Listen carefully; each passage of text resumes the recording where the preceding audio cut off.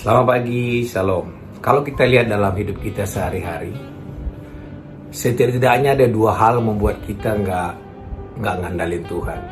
Yang pertama, kita susah ngandalkan Tuhan di saat kita merasa kita hebat di situ. Di saat kita lagi sehat, segar, susah kita mengandalkan Tuhan soal kesehatan.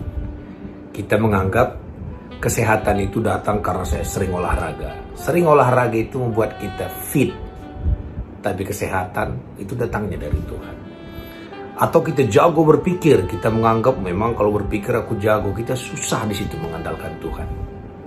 Tetapi ironisnya, kita juga susah mengandalkan Tuhan dalam kelemahan kita.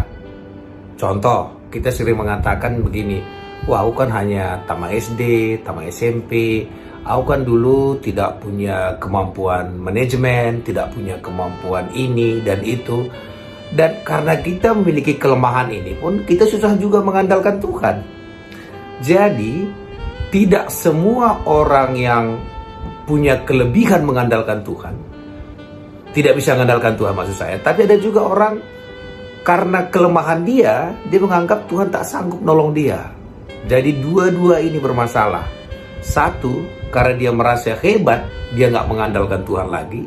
Yang kedua, karena dia merasa tak bisa berbuat apa-apa, sampai dia merasa Tuhan juga tak sanggup menolong dia.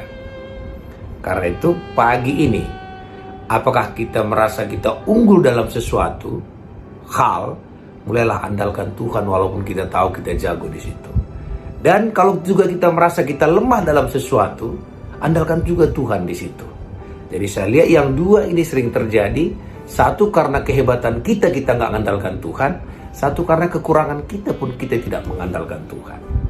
Karena kita wajib mengandalkan Tuhan. Karena dikatakan terkutuklah orang yang mengandalkan manusia atau mengandalkan kekuatannya sendiri.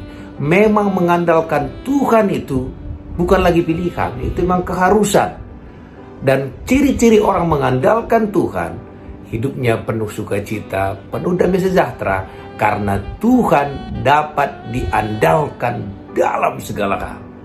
Dan karena kita mengandalkan Dia, hati kita tenang. Karena Tuhan sudah menyelesaikan semuanya bagi kita. Pagi ini, mari kita mengandalkan Tuhan, baik karena kelebihan kita, juga karena kekurangan kita. Terpujilah nama